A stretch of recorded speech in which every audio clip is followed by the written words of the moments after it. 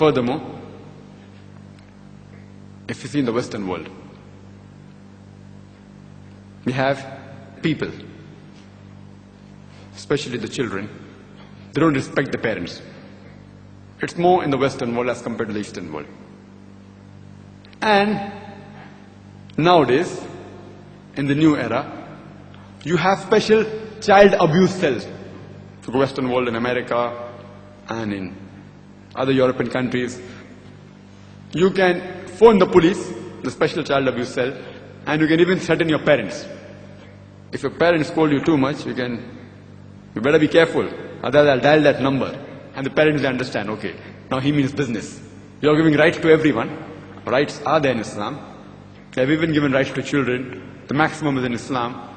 But the Quran says, La taglu fi dinakum, in Surah Nisa chapter 4 verse 171. Do not commit excesses in your religion.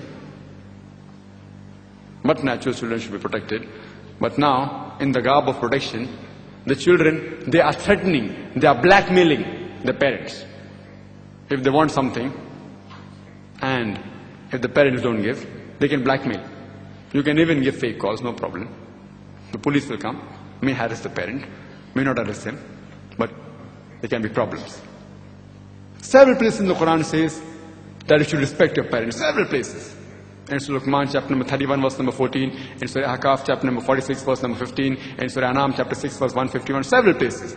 But specifically, it says in Surah Isra chapter number 17 verse number 23 and 24, it says that after worship of Allah subhanahu wa ta'ala, the next duty is respecting your parents.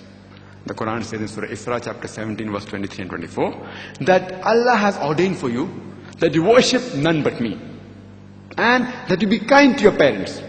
And if any one of them or both of them reach old age, do not even say a word of contempt. Don't even say oof to them. You can't even say oof to them.